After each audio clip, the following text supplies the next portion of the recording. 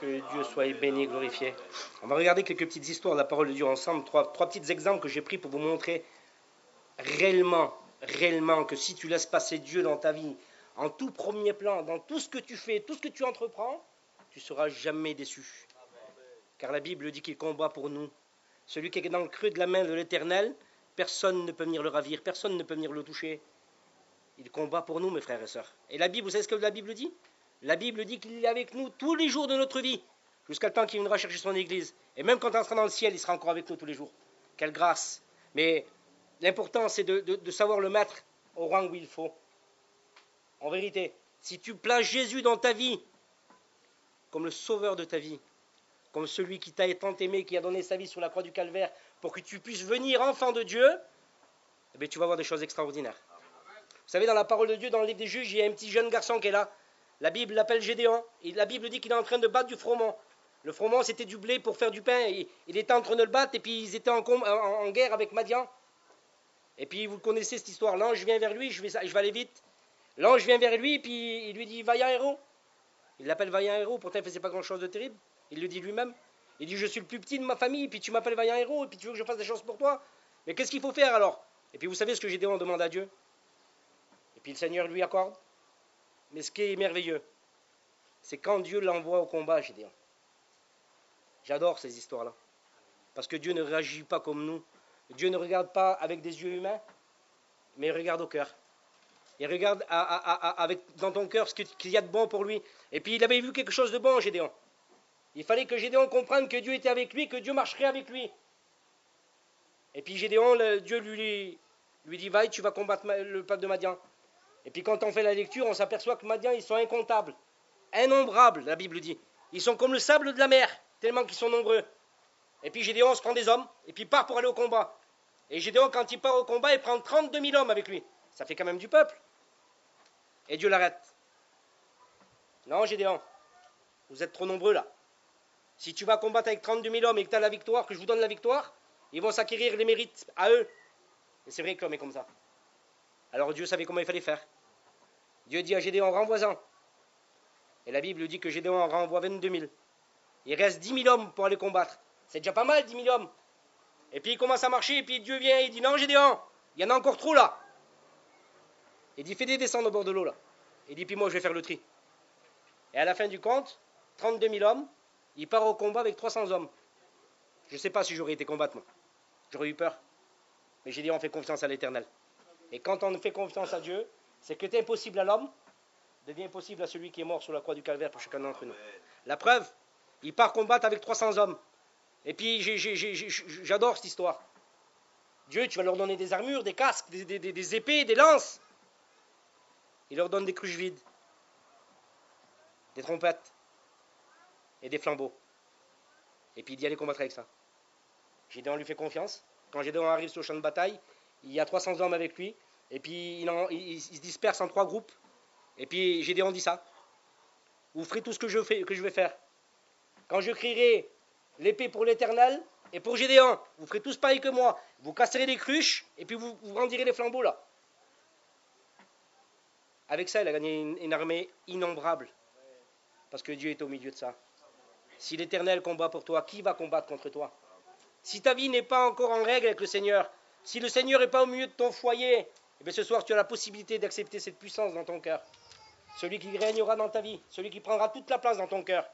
Car la Bible dit que tout pouvoir lui a été donné. La preuve, avec 300 hommes, une armée innombrable. Ça, c'est la puissance de l'Éternel. Et puis, il y a une autre histoire que j'ai prise pour vous montrer réellement ce que c'est la puissance de Dieu. Dans le livre de Daniel, au chapitre 3, il y a 3 hommes là. Ils ont été déportés. Ils sont à Babylone. Ils ont été déportés avec Daniel, prophète de l'Éternel, Daniel, le grand Daniel. Et la Bible dit que les hommes, quand ils arrivent là, ils changent leur nom. Alors les noms qu'ils leur donnent dans la Bible, c'est ça. Shadrach, Meshach et Abednego. Qu'est-ce qu'ils ont fait, vous êtes ces hommes-là? Eh bien ces hommes-là, c'était des serviteurs de Dieu, réellement, des vrais serviteurs de Dieu. Parce que devant le problème et la difficulté, ils n'ont pas reculé. Ils ont mis l'Éternel devant eux. Et pour ceux qui connaissent l'histoire, ils voient où je veux en venir. Et pour ceux qui ne la connaissaient pas, ouvrez bien vos cœurs. Et regardez que celui qu'on sert, celui qu'on appelle le Tout-Puissant, ce qu'il est capable de faire dans une vie. Et ce qu'il a fait pour ces hommes-là, il peut le faire dans ton cœur à toi ce soir. La Bible dit que le roi de l'époque avait fait une statue immense. Et puis il avait dit, il avait donné un décret, il avait signé un décret, puis il avait dit ça. Il a dit à chaque fois que vous entendrez les instruments de musique, je ne vais pas tous les citer, il y en a plein. Il dit à chaque fois que vous entendrez les instruments de musique, c'était la religion ça. Il a dit vous vous mettrez à genoux, puis vous adorerez la statue. Et puis ces hommes-là, ces trois hommes-là, ils ont resté droits et intègres devant l'Éternel. Ils ne se sont pas agenouillés, et puis ils n'ont pas adoré ces dieux-là. Et puis les hommes du peuple sont venus vers le roi, et puis ils ont dit ça. Mon roi, les trois juifs qui sont là-bas, les jeteurs de pierre, les trois juifs qui sont là-bas, quand la musique est jouée, eux, ils ne se mettent pas à genoux, ils n'adorent pas la statue. Alors il va falloir les faire passer dans la fournaise. Et la Bible dit que le roi s'irrite contre eux. Et puis il vient les trouver. Le roi vient et puis il dit ça. Il dit Shadrach, Meshach, Abednego, est-ce délibérément que vous faites ça? Pourquoi vous faites ça? Et Shadrach, Meshach, Abednego lui explique. Il dit oh roi, nous ne nous agenouillerons pas devant notre Dieu. On a le nôtre Dieu, le Dieu tout-puissant, celui qui est capable de nous délivrer de ta main. Et le roi lui dit mais on va vous jeter dans la fournaise. Et ils répondent comme ça. Il dit il est capable de nous délivrer de la fournaise, mais il est aussi capable de nous délivrer de ta main. Et puis le roi dit qu'il s'irrite très fort, il se met vraiment en colère. La preuve, il appelle ses officiers et puis il dit la fournaise, chauffez-la 7 fois plus forte. Vous voulez vraiment du mal. Et puis il a chauffé la fournaise 7 fois plus fort. Il a amené Shadrach, Meshach et Abednego devant cette fournaise. Il leur a attaché les mains et les pieds. La Bible est précise. Il faut faire attention quand on lit la Bible. Le moindre du petit détail est précis. Je l'ai dit tout à l'heure. Si tu es dans le creux de la main de l'Éternel, personne ne peut rien contre toi. Même l'ennemi de ce monde, le prince de ce monde qui s'appelle Satan, ne peut rien contre toi si tu es dans la main de l'Éternel. La preuve, le roi méchant vous les a fait jeter dans la fournaise. Comment vous êtes? Les mains et les pieds liés, avec leurs vêtements, et puis il les a jetés dans la fournaise. Et puis je vois la scène devant moi, sûrement que le roi devait marcher devant la fournaise. Et puis au bout d'un moment, il s'est aperçu de quelque chose. Il regarde les hommes qui sont là et puis il dit ça. Il dit attendez, venez voir là. Il dit vous là, on a bien jeté 3 hommes dans la fournaise là. Il y en a bien que 3 jetés dans la fournaise. Les soldats ils ont dû dire oui mon roi. Mais il dit c'est pas normal, il dit moi j'en vois un 4e. Et regardez bien comme c'est merveilleux. Ce roi-là de l'époque qui adorait des dieux étrangers, qui était voué aux idoles, il dit ça. Il dit mais le 4e il a le visage du Fils de Dieu. Il le reconnaît.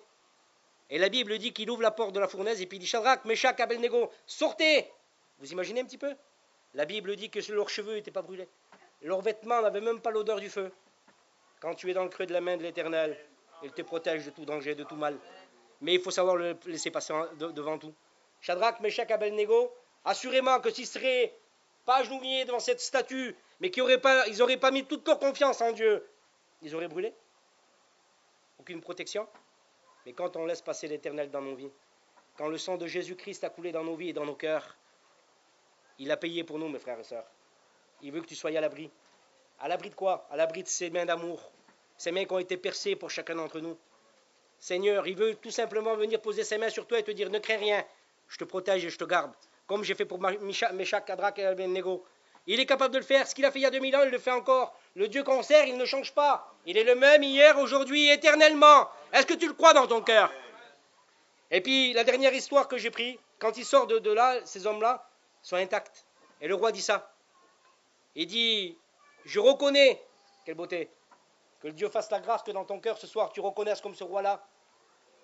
Que tu reconnaisses que le Dieu de Shadrach, Meshach et Abednego, le Dieu qui est le nôtre aussi, et il dit ça comme ça. Et il dit c'est le Dieu suprême. Il n'y a pas d'autre Dieu que le Dieu des Hébreux. Il n'y a pas d'autre Dieu que le Dieu qu'on vous prêche. Quelle grâce. Il est le seul Dieu qui a donné son Fils en rançon pour chacun d'entre nous, que nous étions des pécheurs et privés de sa gloire. Oui, nous avons de l'importance aux yeux de Dieu. Bien sûr que tu as de l'importance. Il n'est pas venu pour le bien portant, il n'est pas venu pour celui qui se portait bien. Non, il est venu pour celui qui était malade. Il est venu pour celui qui était pécheur et privé de sa gloire. Mais qu'est-ce qu'il a fait? Eh bien, on va le voir après. Parce qu'il a encore changé une vie que je voudrais vous montrer. Cette vie-là se trouve dans les livres des Actes. Son nom, c'est Saul de Tarse. Le grand Saul de Tarse. Qui était cet homme? Quand on lit la Bible, on s'aperçoit qui il était. C'était un persécuteur. Il persécutait les chrétiens, il persécutait la nouvelle doctrine. Mais pourtant, lui, la Bible dit qu'il était élevé au pied d'un homme qui s'appelait Gamaliel. Un homme de loi. Dans le judaïsme, il dit, personne n'était comme moi. Le zèle que j'avais pour le judaïsme, Personne n'était comme moi. Il était voué à tout pour le judaïsme. La preuve, à un moment donné, dans le livre des Actes 6, Étienne meurt. Et là, il y a un jeune homme qui est là. Ce jeune homme qui est là en train de tenir les vêtements, et bien c'est Paul. Il est en train d'assister à la lépidation d'Étienne. Imaginez-vous un petit peu. On va un petit peu plus loin. Et puis Paul continue sa vie. Il grandit, puis le désir de son cœur, c'est de travailler pour Dieu. Dieu, comme lui, le consentait dans son cœur. Et la Bible dit qu'il vient vers les magistrats de l'époque et puis il se fait signer des lettres. Pourquoi faire, vos lettres? Pour aller à Damas, pour faire ce qu'il avait l'habitude de faire. Lier les chrétiens, les attacher, les enduire de bitume et même les brûler. Il était comme ça, Saul de Tarse. Mais un jour pour lui, sur le chemin de Damas, peut-être même pour toi ce soir, à la réunion à Montpellier, ta vie peut changer. Amen. Cet homme-là n'avait certainement pas décidé que sa vie allait changer. Mais quand Dieu veut un homme, quand Dieu veut un cœur, il a le droit de le prendre. Il a payé, il a donné son fils sur la croix pour pouvoir le faire. Et si tu veux l'accepter ou pas, tu ne pourras pas empêcher Dieu de t'aimer. Il te cherche et il te trouvera. Isaïe 65, au verset 1er, il dit ça. Il dit, j'ai répondu, j'ai exaucé des personnes qui ne demandaient rien. Il dit, je me suis laissé trouver par celui qui ne me cherchait pas. Tu es peut-être devant ton store, devant ta caravane et tu ne cherches pas Dieu. Mais laisse-moi te dire que la Bible dit qu'il a tout pouvoir dans le ciel et sur la terre. Il est capable de transpercer ton cœur là où tu te trouves. Amen. Que tu sois dehors du chapiteau ou dans le chapiteau, si tu n'as pas encore fait d'expérience avec Dieu, laisse-moi te dire que ce Dieu-là, ce Dieu puissant, s'est dérangé de son ciel de gloire et puis il est en train de visiter ta vie. La Bible dit que Saul de Tarse, sur le chemin de Damas, a été arrêté par une lumière. Et la Bible dit qu'il est tombé à terre. Et puis là, il a dit ça. Que Dieu fasse ta grâce, que tu puisses le dire toi ce soir. Qui es-tu, Seigneur? Et Dieu qui on le sert, il a dit tout simplement ça. Je suis le Dieu que tu persécutes. Et la Bible dit Dieu dit ça, il dit, il serait dur de régimer contre les aiguillons. Et puis je vous coupe au plus vite. Quand il est arrivé sur le chemin de Damas, c'est le grand Saul de Tarse. Quand il tombe aveugle, parce que la resplendissance de l'Éternel l'a rendu aveugle sur le chemin de Damas. Et puis Dieu dit ça. Ananias, Seigneur, que j'aime cette histoire. Serviteur de Dieu. La Bible dit qu'il est à Damas. Et puis Dieu vient lui parler. Et puis il vient lui parler, et puis il lui dit ça. Il lui dit, Ananias, tu iras dans la rue de la droite, à telle et telle porte. Et tu iras prier pour un homme. Il est aveugle. Et puis il a prié pour que tu ailles prier pour lui. Alors je t'envoie et tu y vas. Et Ananias demande qui c'est. Et quand il demande qui c'est, et bien Dieu lui dit, c'est Saul de Tarse. Le serviteur de Dieu, je le vois devant moi, il a dû faire un pas de recul, il a dit, ah non, j'y vais pas moi. Mais regardez ce que Dieu est capable de faire. Et c'est ce que Dieu désire pour ton cœur à toi. Ce qui est impossible à l'homme est possible à Dieu. Amen. Dieu dit ça à Ananias. Va, ne crains pas. Viens devant l'Éternel, ne crains pas. Il veut juste ton bien. Il veut changer ta vie, il veut bouleverser ton cœur, comme il l'a fait pour le grand Saul de Tarse. Et Ananias, il va, il obéit. Et Dieu lui dit ça. Et il dit, va, car cet homme-là, c'est moi qui l'ai choisi. Quelle grâce, nous sommes tous des choisis de Dieu. Il a donné son Fils sur la croix du Calvaire pour nous racheter, Seigneur. Écoutez ça et mettez-le en pratique. Il a payé même pour toi qui es pécheur et que tu ne veux pas de lui. Il a donné son Fils pour que tu viennes à la connaissance de la vérité et que tu fasses partie de ce grand voyage qu'il va y avoir un jour. Jésus revient chercher son Église. 318 fois, elle le dit dans le Nouveau Testament. T'es prévenu? Qu'attends-tu? Est-ce qu'il faut que tu arrives à l'état de Saul de Tarse? Est-ce que Dieu, il faut qu'il vienne t'aveugler de sa puissance? Eh bien, laisse-moi te dire que ça aussi, c'est possible. Si tu le crois, tu verras la gloire de Dieu. Et la Bible dit que Saul de Tarse, quand Ananias vient prie pour lui, la Bible dit que ce Saul de Tarse change de nom. Et devient cet homme merveilleux de la parole de Dieu. Il a écrit 13 épîtres de la parole. Et puis quand on lit tout ce qu'il fait, tout ce qu'il a fait, imaginez-vous un petit peu, cet homme qui était rebelle à la parole de Dieu, cet homme qui persécutait l'Église. La Bible dit qu'un mouchoir ou un linge qu'il avait porté, on le posait sur les malades étaient guéris. On le posait sur des personnes qui étaient remplies de mauvais esprits, la Bible dit qu'ils étaient délivrés. Voilà le Dieu qu'on sert, ce qu'il est capable de faire. Il est capable de changer les vies. Mais pourquoi, comment? Alors je finis avec le début du message, c'est le Seigneur qui a voulu comme ça. Le comment et le pourquoi appartient à Dieu. Il ne faut pas se poser cette question. Les 3 premiers exemples que je t'ai donnés, c'est des exemples pour te montrer la puissance de Dieu, que tu arrives à matérialiser dans ton cœur, que la puissance qui vient d'en haut, elle est merveilleuse. Et tu as la possibilité, l'opportunité ce soir d'accepter cette puissance qu'elle rentre dans ta vie. afin d'être conduit, dirigé, direction le ciel. Le but de tous les hommes, de tous les chrétiens. La direction du ciel, il faut passer par la croix du calvaire. Car celui qui accepte le Fils verra le Père. Il n'y a pas d'autre chemin, en vérité. Et puis, pourquoi Dieu est comme ça? Pourquoi je vous ai dit ces exemples-là? Et puis maintenant, je vais finir avec la fin. Dieu connaît tout. Comment ça se fait que Dieu est capable de faire ça? Pourquoi il fait ça pour les hommes? Mais regardez. Dans l'Ancien Testament, et on le voit, l'homme ne pouvait pas se racheter lui-même. Le prix à payer était impayable. Le prix du salut, aucun homme ne pouvait l'acquérir. Trop cher pour l'humanité, j'ai mis sur mon papier. Mais Dieu, dans son amour, le pouvait. Et parce qu'il le pouvait, cela lui a coûté beaucoup. Ça lui a coûté la vie de son fils, son unique. Isaïe 9, verset 5, il dit ça. Un enfant nous est né. Un fils nous a été donné. Prends ça dans ton cœur. Ce fils qui a été donné, c'est pour toi aussi. Toi qui es pécheur et privé de sa gloire. Cet enfant a grandi. À l'âge de 30 ans, il a commencé son ministère. Et à l'âge de 33 ans et demi, il est mort sur la croix du calvaire. Ses mains et ses pieds ont été percés. La Bible dit qu'on lui a arraché sa barbe, qu'on lui a craché au visage, qu'on lui a transpercé ses pieds, qu'on lui a percé son côté avec une lance. Et de son côté est sorti de l'eau et du sang. On connaît tous ces symboles. L'eau, c'est la parole, et le sang, c'est la purification de Jésus. Si tu acceptes le sang de Jésus sur ta vie ce soir, tu peux devenir enfant de Dieu. Tes pardons seront pardonnés. Et puis j'ai mis ça. Le prix était trop cher pour l'homme. Dieu a voulu qu'il donne son fils unique. Mais regardez dans l'Ancien Testament. Dans l'Ancien Testament, les lecteurs de la Bible le savent, il fallait faire des sacrifices journaliers. C'était des sacrifices tous les jours. Les Juifs devaient faire des sacrifices tous les jours. Pourquoi faire ça? Pour être pardonnés de leurs péchés. Et une fois par an, le grand sacrificateur, c'était une seule fois par an, ça, c'était pas tous les jours. Une seule fois par an. La Bible dit que le grand sacrificateur, le jour du Yom Kippour, rentrait dans le lieu très saint. Alors pour le grand sacrificateur, il fallait sacrifier un bœuf. Et puis il prenait 2 boucs. Il en égorgeait un, il versait le sang sur l'autre, et puis il éloignait le péché du camp d'Israël. Et la Bible, regardez, la Bible dit qu'il prenait le 2e bouc et qu'il l'envoyait dans le désert. Mais pour il allait où dans le désert? Le péché retournait au péché. La Bible dit que ce bouc qui partait dans le désert était pris par Azazel. Et quand on lit la Bible, on sait ce qu'Azazel est. Azazel, c'est un démon. Donc le péché retournait au péché. Et dès que le péché était consommé par le démon du péché, le péché revenait dans le camp.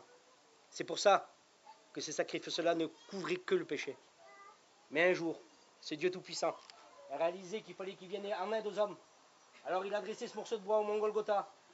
Il a donné son fils sur la croix du calvaire pour que ce sang précieux, non pas le sang des boucs, mais le sang du Fils de Dieu. La Bible dit qu'il est rentré lui-même dans le lieu très saint, avec son propre sang, afin que nous soyons pardonnés de nos péchés.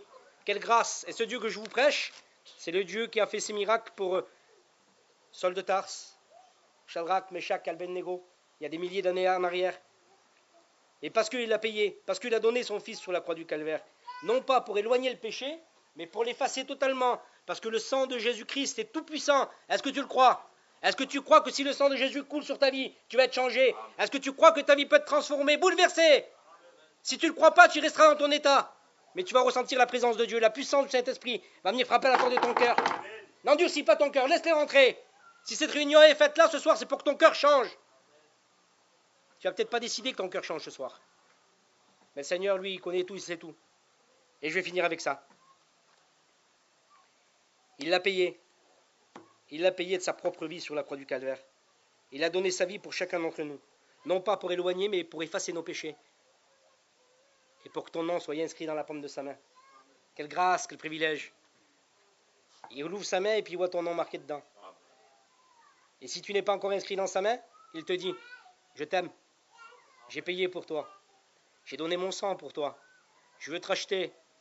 Laisse-moi rentrer dans ta vie. C'est ce que Dieu veut. Il a donné son Fils pour ça. Et puis regardez, quand on le laisse passer à lui toute la place à l'Éternel, on peut voir des choses extraordinaires. Vous savez, moi, il n'y a pas très longtemps que je prêche. Peter, c'est mon cousin. Et j'avais à peu près la même vie que lui, moi. Sauf que j'ai jamais été en prison de ma vie, que j'ai jamais bu une goutte d'alcool, et que je me suis jamais drogué. Mais on était liés par le même truc. Il l'a dit, c'est de famille, c'est dans le sens, ça. Le vol, les sorties, les amusements. Et puis un jour, sur ma misérable vie, j'ai appelé celui qu'on appelait Jésus. parce que j'ai eu besoin de lui. N'attends pas de passer par une difficulté. Je t'en supplie, pour l'amour du Seigneur. Tu peux accepter le Seigneur parce que sa parole est prêchée, parce que des cantiques sont chantés, parce que des témoignages sont donnés. N'attends pas de passer par des difficultés. Ça fait mal les difficultés. Mais même là, dans tes problèmes, tes difficultés, si tu le laisses passer devant, il viendra t'aider. Il l'a fait pour moi. Et puis il a fait de moi ce que je suis aujourd'hui. Un homme qui aime. Qui aime quoi? Qui aime les âmes. Parce que quand je prêche, je le dis en vérité, c'est pas ma tête qui parle, c'est mon cœur. Parce que prêcher la parole de Dieu pour prêcher, en vérité, comme j'ai dit tout à l'heure, ça ne servira à rien du tout. Mais si on le fait avec mes copains, tous les frères qui sont là, tous les anciens, si on le fait, c'est parce qu'on sait qu'au milieu de tout ça, il y a Jésus-Christ. Et puis regardez, je finis. Il y a quelques années en arrière, je partais en mission. J'ai tourné pendant 10 ans, moi, avec Tommy et Ézéchiel. On avait une grande mission. Nessim était venu quelques fois avec nous. On avait une grande mission avec beaucoup de caravanes. Et puis toutes les premières prédications que j'ai prêchées, je mettais tout mon cœur comme aujourd'hui. Je tremble comme une feuille quand il faut prêcher. Mais quand je commence à ouvrir ma bouche, si vous sauriez le bonheur qu'il y a dans mon cœur. Vous savez pourquoi? Parce que quand je prêche, je sais que c'est plus moi, c'est lui. Et je sais que si je le laisse faire à lui, c'est lui qui change les cœurs. Le Saint-Esprit connaît beaucoup mieux les cœurs que moi. Je ne pourrais pas vous convaincre, moi, de péché, de jugement et de justice. Mais je lui fais confiance. Je sais que lui est capable de le faire. Et à cause de ça, regardez l'expérience que j'ai faite. Pour vous matérialiser un petit peu, que là où c'est impossible, si tu arrives avec le nom de Jésus-Christ, ça devient possible. Il y a quelques années en arrière, je venais dans la mission et puis mon petit camion que j'avais un petit Opel Vivaro, il avait tous les pare-chocs abîmés. Et ma compagne, elle me dit, ça de faire arranger le camion, ça fait pas joli? Ben, je dis oui. Et j'étais à l'église à Gruyère. J'étais tout jeune, j'étais responsable déjà de l'église à Gruyère là-bas. Et puis un garçon vient voir, il me dit, va dans le petit garage là-bas. Il dit, tu l'amènes, tu dis que tu es le pasteur de l'église d'ici, et le monsieur qui y a dedans, il va te les faire gratuitement. Il dit, sa compagne, c'est une petite fille, elle vient à la réunion vers nous. Je dis, non, je ne vais pas m'annoncer en tant que pasteur pour qu'il me fasse les pare-chocs gratuits. Je dis, moi, je ne suis pas comme ça. Il va faire son travail, et puis je vais lui donner ses sous. Et puis j'arrive, avec mon camion. Imaginez-vous bien, hein, juste avant de partir en mission, un grand soleil, les cantiques à fond, c'est par une belle journée. J'adore ce cantique. Les cantiques à fond. Et j'arrive dans le garage, là. Mais là où j'y avais l'église, moi, à Gruyère, c'est comme si tu es à Bagdad. Il n'y a pas de Français, il n'y a que des Arabes. En vérité, il n'y a que des Arabes et que des musulmans. Et puis là, j'arrive dans le garage. Mais moi, j'ai la musique à fond, et les cantiques à fond. Et quand j'arrive dans le garage, je rentre devant le garage comme ça, et puis je vois deux messieurs en train de parler. Le plus petit devait faire 1m95, l'autre, il faisait 2m03, des géants. Et quand je les vois, je baisse la musique, parce que je les respecte. Vous savez, quand on respecte tout le monde, je baisse la musique. Mais là, derrière ça, il y avait le plan de Dieu. Quand je baisse la musique, je les entends parler comme ça. Tu sais, les catholiques, quand ils parlent d'Issa, ils sont complètement fous. Issa, c'est Jésus. Hein. Il dit, ils sont complètement fous. Il dit, tu t'imagines? Ils le mettent au rang de fils de Dieu. Et moi, dans mon camion que je suis là, le cœur il explose. Je rouvre la porte, je me fous en face de deux. Je vous dis, ils font 2 mètres comme ça. Je les regarde, je dis, les copains, excusez-moi, je vais vous dire quelque chose. Je dis, vous êtes tous les deux en train de blasphémer là. Claude Mourad, le plus grand, il me dit, qu'est-ce qu'il y a? Je dis, attends, tu parleras après. Laisse-moi finir de parler. Je dis, vous êtes tous les deux en train de blasphémer le nom de Jésus-Christ là. Comment ça? Jésus n'est pas un prophète. Jésus-Christ est le Fils de Dieu. Et quand tu dis Jésus-Christ, c'est ce Jésus qui est mort sous la croix du calvaire pour pardonner de tes péchés. Et il est capable de changer ta vie, de bouleverser ton cœur, j'ai dit. Et puis là, il faut un pas de recul. Et puis il me regarde et il me dit, il y a des mots forts qui sortent d'une bouche d'un si petit homme. Je dis, oui, mais celui qui est avec moi, il est beaucoup plus grand que toi. Il a payé sur la croix du calvaire pour pouvoir me racheter de mes péchés. Et je dis aujourd'hui, si je te dis que Jésus est capable de changer ta vie, c'est qu'il l'a fait pour moi. Je dis maintenant, tu n'es pas obligé de l'accepter, mais je veux plus que tu dises que ça, Jésus est le petit prophète. Je dis, il est le Fils de Dieu et puis il est tout puissant. Et je recommence, je dis, puis il a donné son sang pour toi, je dis. Il est capable de changer ta vie. Ta religion, que tu as le truc musulman, je dis là, ça t'amènera qu'à la mort, au péché. Comment? Je dis oui. Je dis oui. Je dis, t'es musulman, t'es pratiquant? Il me dit oui, je pratique. Ouais. Et l'autre, le plus grand, il était un peu plus coriace. Puis il m'a dit, tu sais, mon père est mort moudjahidine, moi. C'était un guerrier de l'islam. Il dit, alors, ne me parle pas comme ça. Je dis, tu ne pourras pas m'empêcher de parler comme ça. Je dis, parce que la Bible dit, si moi je ferme ma bouche, je dis, la Bible dit que les pierres qui sont là seront capables de parler. Non pas un discours de persuasion, mais un discours de puissance par l'Esprit de Dieu. Vous croyez que c'est resté comme ça? Non. Je les ai regardés, je dis, écoutez, j'ai dit, mardi soir, il y a une réunion à l'église. Il dit, on sait où elle est, ton église. J'ai dit, alors vous êtes invités, vous êtes les bienvenus. J'ai dit, j'aimerais que mardi soir, vous venez à l'église tous les deux. Et ils m'ont regardé, ils m'ont dit, écoute, tu parles avec une telle assurance qu'on va venir écouter la parole de Dieu. On va venir écouter. Mais il dit, on restera sur nos positions. Je dis, ça c'est la parole d'un homme. Je ne sais pas moi ce soir dans quelle position tu es. Je ne sais pas ce que tu veux faire de ta vie. Mais sache-le, que Jésus t'aime et il veut que ta vie change. Et puis le mardi est arrivé. Alors à Agreuillet, moi j'avais une église à étage. Et puis c'était en plein moment où il y avait des attentats. Il y avait des attentats de tous les côtés. J'avais à peu près 90, 100 personnes dans l'église. Il y avait de tout. Il y avait des gadgets, il y avait des Espagnols, il y avait des manouches, il y avait de tout. Mais quand ils ont vu rentrer ces deux grands Arabes, quand je vous dis, je vous les montrerai sur photo. Venez me voir, je vous les ferai voir. C'est des géants. Quand ils les ont vu rentrer, voilà les barbes. Tout le monde s'est levé, puis ils ont été affolés. J'ai pris le micro, j'ai fait ça. J'ai dit, n'ayez pas peur. J'ai dit, c'est moi qui les ai invités. J'ai dit, eux aussi, ils ont besoin de la puissance de Jésus-Christ. J'ai dit, on va prier tous pour eux. J'ai dit, venez vous asseoir. Ils sont assis devant. J'ai fait lever toute l'église. Toute l'église a prié, on prié pour eux. Et puis, je ne sais pas chanter, moi. J'étais tout seul dans l'église. J'ai chanté un cantique. J'ai donné un mot de témoignage. J'ai appelé quelques personnes pour chanter. Et puis, j'ai prêché la parole de Dieu. Vous savez laquelle parole de Dieu que j'ai prêchée? La même que ce soir. Jésus sauve, Jésus guérit et Jésus délivre. Oui, il y a de la puissance dans cette parole-là. Oui, ta vie peut changer à cause de cette parole-là. Ces deux musulmans qui étaient au premier rang, ces deux grands costauds là. Le plus grand, après je les suis après. 3 fois champion du monde de MMA, le monsieur. Il fait des combats en cage. Vous savez ce qu'il était en train de faire, le combattant en cage là? Il y avait des grosses larmes qui coulaient sur chez vous. Il s'essuyait les larmes de ses yeux comme ça, et ses pieds tapaient par terre comme ça. Et l'autre, il n'arrivait même plus à faire un bruit, il y avait des bulles qui sortaient de sa bouche. Et à la fin de la réunion, ils sont venus vers moi, ils m'ont dit ça. Le plus grand s'est levé vers moi, il m'a dit, mon Fossat, il dit, je peux te demander quelque chose? J'ai dit, oui, que Dieu fasse la grâce, que tu fasses la même chose, toi. Il dit, est-ce que je peux t'appeler mon frère? Alors je l'ai regardé, je dis, tu sais, Jamel, pour que tu sois mon frère, il faut qu'on aille le même père. J'ai dit, tant que tu n'accepteras pas que Jésus-Christ est le Fils de Dieu, on ne pourra pas être des frères. J'ai dit, maintenant, si tu l'acceptes, il dit, Fossat, avec ce que le Seigneur m'a mis ce soir, il dit, tu crois que je ne l'ai pas accepté? Il dit, je suis obligé de l'accepter, que Issa n'est non pas un prophète, mais qu'il est réellement le Fils de Dieu. Mais à cause de mon père, Fossat, il dit, chez nous, c'est comme chez vous, on respecte les vieux. Et je ne pourrais pas mourir autrement qu'avec cette religion de l'islam. Mais il dit, ce soir, tu m'as démontré, à travers la parole de Dieu, qu'il y a une puissance qui est capable de transformer les cœurs, bouleverser les vies. Et il dit, j'ai accepté Jésus comme sauveur, Fossat. Il dit, mais je ne pourrai jamais devenir chrétien. Je dis, c'est pas grave, le principal, c'est de l'avoir accepté comme sauveur déjà. Je dis, puis Dieu fera le reste. Je dis, Dieu connaît tout. Et le deuxième, il n'arrivait même plus à se lever de la chaise. Le deuxième, lui, le seul mot qui sont sortis de sa bouche a été cela. Fossat, Jésus a percuté mon cœur. Il m'a transformé sur ma chaise. Je veux être chrétien, qu'est-ce qu'il faut faire? Je dis, viens à Réunion. Je viens à la Réunion, on va te suivre. Et puis au bout de quelques mois, on verra comment tu réagis. Et puis on te baptisera. Quelques mois ont passé. Et lui et sa femme ont passé par les eaux du baptême. C'est un chrétien de notre église. Alors, peut-être que tu dis que tu as un cœur dur.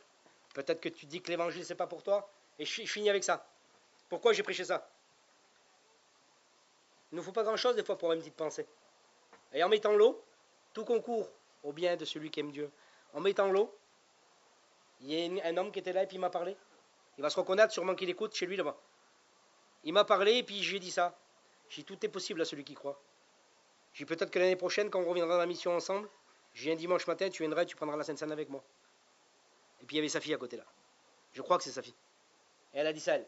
Alors là, ça m'étonnerait. Elle me dit, je voudrais bien voir ça. Je dis, ne limite pas Dieu, je dis. Parce que lui, il peut venir, mais j'ai ton site l'année prochaine, tu seras peut-être là prendre la Sainte Seine avec nous.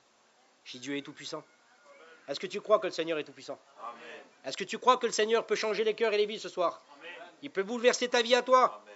Il peut transformer ton cœur à toi qui n'est pas chrétien. Mais toi qui es chrétien, il te dit ce soir, prends courage, lève la tête. Le jour de gloire approche. Il va venir nous rechercher, mes frères et sœurs. Travaillons pour lui tant qu'il est temps. On prie le Seigneur. Amen. Que ton nom soit